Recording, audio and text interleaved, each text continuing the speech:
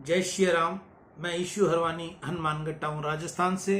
रोज आपको गंगा दर्शन लाइव दिखाता हूँ, वह पंचांग बताता हूँ। आज का शुभ पंचांग श्रावण मासे कृष्ण पक्षे अमावस्या रविवार विक्रम संवत 2081 तदनुसार 4 अगस्त 2024। आज अमावस्या शाम को लगभग 5 बजे तक की है, तत्पश्चात प्रतिपदा। आज का विशेष दिन गंडमूल, रवि पुष्प योग, सर्वार्थ सिद्धि योग, मित्रता दिवस, 10 अमावस्या, अन्वाधान, शरण अमावस्या। सूर्य राशि कर्क, चंद्र राशि कर्क, दिशा शूल पश्चिम, अग्निवास पृथ्वी, नक्षत्र पुष्य, तत्पश्चात अश्लेषा ब्रह्म मुहूर्त सुबह 4:30 बजे से लेकर 12 बजे तक रहेगा। ये था आज का संक्षिप्त में पंचांग। अब हम चलते हैं तत्वार्थ रामायण की ओर, जिसका प्रसंग हमने कल छोड़ा था, श्री राम लक्ष्मण का पहरा। इस जगत में ज्ञानी और अज्ञानी दोनों रहते हैं। अज्ञानी को जगत बिगड़ा हुआ और दुख रूप लगता है, ज्ञानी को आनंद में लगता है। इसका एक ही कारण है, अज्ञानी का मन अति अशुद्ध है और ज्ञानी का मन अति शुद्ध है। मन को काम, क्रोध, लोभ, मोह आदि विकार अशुद्ध करते हैं। जब तक मन में विकार वासना है तब तक मन अशुद्ध है। मन जब निष्काम बने तब ज्ञान का उदय हो और आत्मा तथा जगत का सच्चा स्वरूप समझ में आए।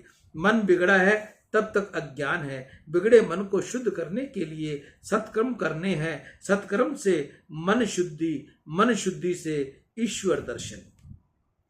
विश्वामित्र जी जानते हैं कि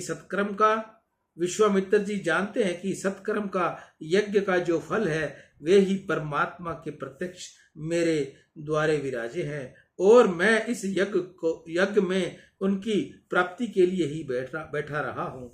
इसी से विश्वामित्र यज्ञ करते हैं पर नजर राम जी पर रखते हैं। तुम कोई भी काम करो तब ठाकुर जी में नजर रखकर करोगे तो वह सफल होंगे। आपके भगवान को आपकी आंखों में विलग मत होने दो। ठाकुर जी को घर में पधराएं, सिंहासन पर पधराएं। वे तो साधारण वैष्णव है, ठाकुर जी को आंखों में पधरवाएं, वह सच्चा वैष्णव है।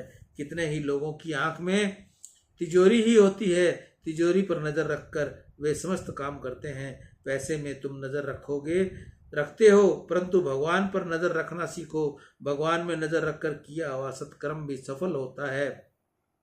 सत्कर्म में एक दोष है कि सत्कर्म किए पीछे अहम बढ़ता है। सत्कर्म करने वाले को लोग बहुत मान देते हैं और कहते हैं कि तुम यह बहुत ठीक किया, हमारे हाथ से कुछ होता ही नहीं, तुम बहुत करते हो। सत्कर्म करने वाले की वाह वाह होती है, बहुत प्रशंसा हो तो पुण्य बह जाता है, वह विमुख हो जाता है। विमुख होकर सत्कर्म करे उसका अहम बढ़ जाता है, अभिमान बढ़े तो यह सत्कर्म सफल होता नहीं। सत्कर्म किए पीछे दैन्य न आवे तो सत्कर्म सफल नहीं। अंदर का अभिमान बढ़े उसका सत्कर्म क्या काम का। भगवान सर्व दोषों को, अपराधों को क्षमा करते हैं परंतु अभिमान को क्षमा करते नहीं। अभिमान करने जैसा मानव के पास है ही क्या। तुम काहे का अभिमान करते हो। लाख की राख देते देर नहीं लगती। अरे ये देह में पल भर में मिट्टी में मिल जाती है, इसमें अभिमान काहे का। अहंकार स्वार्था बाधक है। मैं कुछ करता हूँ ऐसा अहंकार हो तो प्रभु अपेक्षा करते हैं कि हृदय से नमन करता है, वह भगवान को प्रिय है। सत्कर्म करते समय सावधान रहो, अंदर का अभिमान नहीं बढ़े। कितने दान देते हैं परंतु उसका दान कीर्ति के लिए होता है। दान ठीक है परंतु कीर्ति के लिए दिया दान ठीक नहीं। मन में ऐसा भाव रखो कि मेरे भगवान को खबर पड़े इतना ही मेरे लिए बहुत है, कोई मनुष्य जाने इससे क्या लाभ है। तुम बहुत दान देते हो, यदि इसका प्रकाश जगत को हो तो संभव है कि तुम्हारे द्वार पर मांगने वाले बहुत आ जाएंगे। मांगने आएंगे तो पीछे किसी को तो तुम हाथ जोड़ना ही पड़ेगा, ना करनी ही पड़ेगी। दान ठीक है, ज्ञान ठीक है परंतु दान का, ज्ञान का अभिमान खराब है। सत्कर्म तो अभिमान करने के लिए है। सत्कर्म मन को शुद्ध करने के लिए है, सत्कर्म परमात्मा को राजी करने के लिए है। सत्कर्म करने वाला भगवान दृष्टि रखकर मैं ये करता नहीं, ये तो प्रभु ने करवाया है, ऐसा सतत अनुसंधान रखकर सत्कर्म करे तो सत्कर्म करने के पश्चात अभिमान नहीं आएगा। सत्कर्म करने के पश्चात न मम बोलते हो उस आचरण में लाओ, ऐसी निष्ठा रखो कि यह मैंने नहीं किया, मेरे भगवान ने करवाया है। भगवान ने इसके लिए मुझे बुद्धि शक्ति का दान देकर यह मेरे द्वारा करवाया है। भगवान कृपा करके सत्कर्म करवाएं तो ही वह हो सकता है। ठाकुर जी ने कृपा करके मुझे निमित्त बनाया, मेरे हाथों यह सत्कर्म करवाया। परमात्मा श्री राम कृपा करे तभी मनुष्य के सत्कर्म करने की इच्छा होती है। बहुतों को सत्कर्म करने की इच्छा तो होती है, परंतु उसके द्वारा वह हो नहीं पाता। परमात्मा कृपा करते हैं तभी ऊपर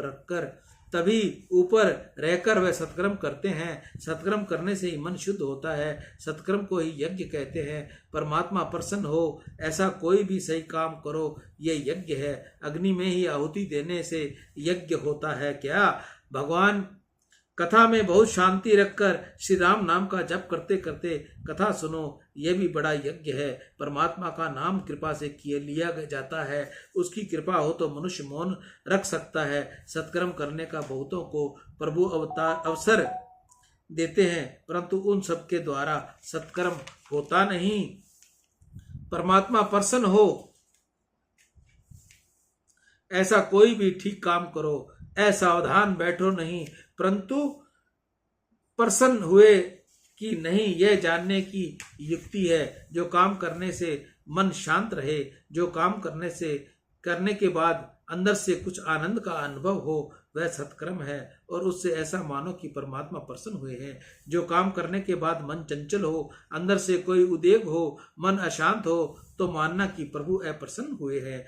मनुष्य का मन सत्कर्म करने के लिए मन को जब असावधान रखोगे तभी मन खोटा विचार करेगा। शास्त्र में तो लिखा है कि सत्कर्म करते करते अतिशय थकान हो उसके बाद ही चारपाई पर पड़ना चाहिए। कितने ही लोग ऐसे होते हैं कि घर का काम जहां पूरा हुआ कि चारपाई पर पड़ जाते हैं। इससे जल्दी निद्रा आती नहीं और मन खराब विचार करने लगता है। कितने ही तो चारपाई में पड़े पड़े विचार करते हैं कि भाव बढ़ेगा कि घटेगा, बैंक में कितने रुपए हैं, उसका ब्याज कितना आएगा।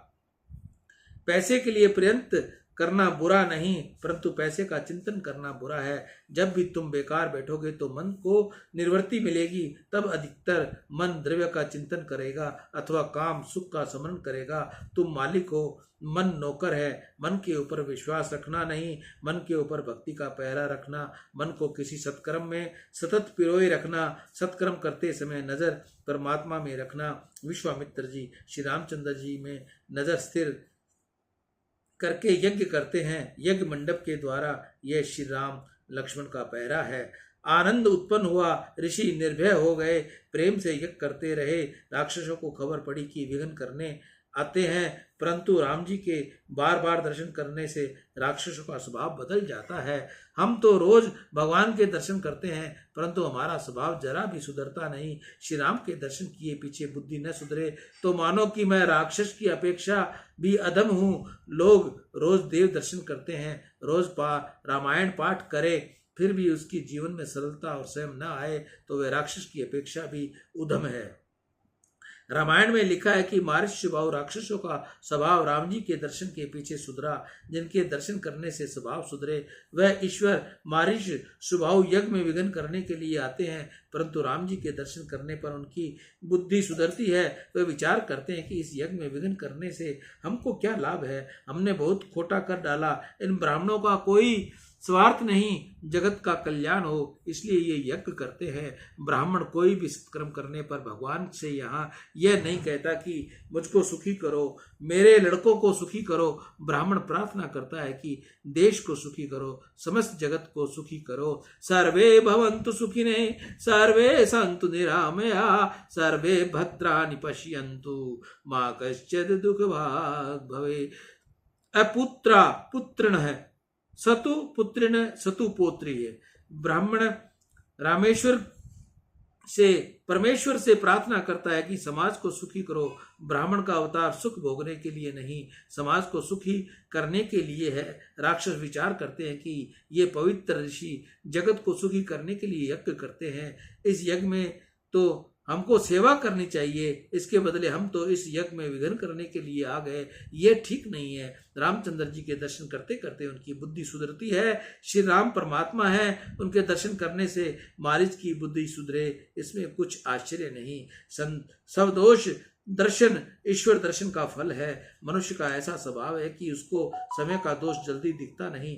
मनुष्य में पड़े से बड़ा दोष समय को निर्दोष समझता है। उसको ऐसा लगता है कि मेरी कोई भूल नहीं हुई है, और कदाचित हुई हो तो यह वह बिल्कुल साधारण है, यह कोई बड़ी भूल नहीं कहलाती। मनुष्य को समय के दोष का भान नहीं। परमात्मा के दर्शन करने पर तुमको अपने दोष का भान हो, तुमको मन बुद्धि जरा भी सुधरे तो मानना कि ठाकुर जी ने मुझे सन्मुख देखा है। परमात्मा जिस पर नजर डालते हैं उसको सब दोष का भान होता है। परमात्मा जिस पर नजर डालते हैं उसको ही किए हुए पाप के लिए हृदय में पछतावा होता है। श्री राम के दर्शन के पीछे मारीच स्वभाव की बुद्धि सुधरे, इसमें क्या आश्चर्य है। राम जी के श्रवण मात्र से मन बुद्धि सुधरती है, तब मारीच स्वभाव तो प्रत्यक्ष दर्शन करते हैं। तुम राम जी को प्रेम से याद करो, धीरे धीरे तुम्हारा मन सुधरेगा। मारीच को परम आश्चर्य हुआ, विचार करता है कि आज मेरे मन में दया क्यों आ रही है। इस बालकों को देखकर बुद्धि बदल गई है। आज मेरा मन मेरे हाथ नहीं रहा। मुझे इन बालकों से मिलने की इच्छा होती है। इन बालकों के साथ लड़ना मुझे कुछ रुचता नहीं। मुझे ऐसी इच्छा होती है कि इन दोनों बालकों को सिंहासन पर पधराकर सुंदर श्रृंगार करके इनकी आरती उतारूं, इनके चरणों में मैं सेवा करूं। ये कितने सुंदर दिखते हैं। ये ऋषि इन बालकों को कहीं से ले आया है। ये किसके बालक है? जगत में मैंने ऐसे बालक देखे नहीं। मारीच स्वभाव एक टक नजर रखकर राम लक्ष्मण को देखते ही रह गए। मारीच ने विचार किया कि राम लक्ष्मण बहुत कोमल है, इनके साथ मुझे युद्ध करना ही नहीं। ये दरवाजे के अंदर जाते ही नहीं। यज्ञ मंडप के 4 दरवाजे हैं, इसलिए दूसरे दरवाजे से मैं अंदर जाऊंगा। वह दूसरे द्वार पर गए तो वहां श्री राम लक्ष्मण खड़े थे। तीसरे चौथे दरवाजे पर गए तो वहां भी श्री राम लक्ष्मण का पहरा था। प्रत्येक द्वार पर राम लक्ष्मण का पहरा था। मारीच को आश्चर्य हुआ कि ये बालक एक से ही लगते हैं, ये एक ही है अथवा अलग अलग, मुझको ये क्या दिखता है। प्रत्येक दरवाजे पर श्री राम लक्ष्मण विराजे थे। राम जी ने एक बोध देते हैं कि तुम भी जब यज्ञ करो तब अपने दरवाजे पर राम लक्ष्मण को पधराओ, और प्रत्येक दरवाजे पर राम लक्ष्मण को पधराता है उसका ही यज्ञ सफल होता है। सत्कर्म करने बैठे ही मारीच स्वभाव विघ्न करने आते हैं। काम क्रोध लोभ अहंकार ये सब मारीच स्वभाव हैं। वेद में अनेक प्रकार के यज्ञों का वर्णन है। कितने यज्ञ तो ऐसे होते हैं कि वह यज्ञ ब्राह्मण ही कर सकते हैं। ब्राह्मण के अतिरिक्त किसी को करने का अधिकार ही नहीं। ब्राह्मण को ही उन यज्ञों का अधिकार है। कितने ही यज्ञ तो ऐसे हैं जिन्हें करने का अधिकार ब्राह्मण को भी नहीं। जो अग्निहोत्रियों हो उनको ही उन यज्ञों करने का अधिकार है। वेद में एक जगह ऐसा यज्ञ बताया है जिसके करने का अधिकार सबको है। ब्राह्मण क्षत्रिय वैश्य शूद्र साधु सन्यासी गृहस्थी ब्रह्मचारी स्त्री पुरुष कोई भी इस यज्ञ को कर सकता है। आत्मा परमात्मा का मिलन है, इसको ही यज्ञ कहते हैं। आत्मा यजमान है, श्रद्धा पत्नी है, शरीर यज्ञ भूमि है। शरीर यज्ञ भूमि में अपना परमात्मा का मिलन महान यज्ञ है। परमात्मा से मिलना, परमात्मा के स्वरूप को मन में लय करना महान यज्ञ है। एक पैसे का भी खर्च नहीं है। बड़ा यज्ञ करो तब पैसा खर्च करना पड़ता है, अनेक लोगों को भी जरूरत पड़ती है। यह यज्ञ तो ऐसा है कि इसमें पैसे का भी खर्च नहीं, दूसरे किसी की जरूरत नहीं, और उसको करने का अधिकार सबको है। शास्त्र में ऐसा लिखा है कि प्रत्येक यज्ञ में कुछ न कुछ भूल होती है। ब्राह्मणों को मंत्र बोलने में भूल हो, हरि द्रव्य शुद्ध न हो, भूल हो, इसी के अंत में प्रायश्चित करना पड़ता है। प्रायश्चित बिना कोई यज्ञ पूरा होता नहीं। अरे यज्ञ तो अनेक बार मरता भी है। यज्ञ में थोड़ी भूल हो तो सजा मिलती है, परंतु एक यज्ञ ऐसा होता है जो अत्यंत सरल है, निर्दोष है, वह है जप यज्ञ। जप यज्ञ सबसे श्रेष्ठ माना गया है। श्री कृष्ण भगवान ने गीता में कहा है, यज्ञानाम जप यजोस्मि। प्रातः काल में स्नान करो, पवित्र आसन में बैठकर परमात्मा के स्वरूप को अपने आसन पर पधराओ, ठाकुर जी का सुंदर श्रृंगार करो, भगवत स्वरूप की आंखों को स्थिर करो और पीछे उस स्वरूप की आंखों के मार्ग से अंदर उतार लो। यह स्वरूप मेरे हृदय कमल है। ऐसी भावना रखकर मन से परमात्मा को भजो। जिस देव को तुम सेवा करते हो, जिस देव की तुम नित्य परिचर्चा करते हो, उस देव की आंखों के मार्ग से अंदर पधराकर हृदय सिंहासन में स्थिर कर तुम भगवान को मन से भजो। आंख से दर्शन करते करते, कान से सुनते सुनते, मन से रटते रटते जप करते हो तो समाधि लग जाएगी, आत्मा परमात्मा एक हो जाएंगे। यह बड़ा यज्ञ है। परंतु तुम जब यज्ञ करने बैठते हो तब आंख रूपी दरवाजे से, कान रूपी दरवाजे में से मारिच स्वभाव अंदर आते हैं। इंद्रियां द्वार है, इंद्रिय द्वार में से मारिच स्वभाव अंदर घुसने का प्रयत्न करते हैं। विषय में मारिच है, परंतु जिसके प्रत्येक इंद्रियां भगवान के नाम से रट लगाती है, उसकी एक एक इंद्री में भगवान विराजे हैं। प्रत्येक इंद्री के द्वार पर परमात्मा को पधराओ, राम जी की आंखों में, कानों में, मुख में विराजमान करो। प्रत्येक इंद्री द्वार पर राम जी विराजे हो तो मानना कि तुम्हारा यज्ञ सफल होगा। श्री राम जी की इंद्रियों के द्वार पर रखोगे तो मारिच स्वभाव अर्थात विषय विकार विघ्न कर सकेंगे नहीं। मारिच जल्दी मरता नहीं। अपनी प्रत्येक इंद्रियों पर श्री राम लक्ष्मण को पधराओ, पर ब्रह्म और शब्द ब्रह्म को पधरवाओ तो तुम्हारा जीवन यज्ञ निर्विघ्न पूर्ण होगा। तुम जब करने बैठे तब घर में कोई आए तो उस पर नजर डालना नहीं। तुम जिस पर नजर डालोगे उसको मन भी देना पड़ेगा। मन का एक नियम है कि जहाँ आँख जाए वहीं जाता है। जागृत अवस्था में मन आंखों में होता है। जिसकी दृष्टि देखते हो उस मन दिए बिना छुटकारा होता नहीं। तुम माला करने बैठो तब कोई आए उस पर आंख डालो नहीं, उसका मुख देखो नहीं। मनुष्य में जो रजोगुण है, इससे उसका मुख देखते ही वह रजोगुण तुम्हारे अंदर आवेगा, तुम्हारे मन को हिलाएगा, चंचल बनाएगा। जब करने बैठो तब आंख में भगवान को रखो, कान में भगवान को रखो। कदाचित तुमको शंका होगी कि महाराज कान में ठाकुर जी को किस रीति से रखेंगे। तुम जिस मंत्र का जाप कर रहे हो उस मंत्र के शब्द को अपने कान से सुनो।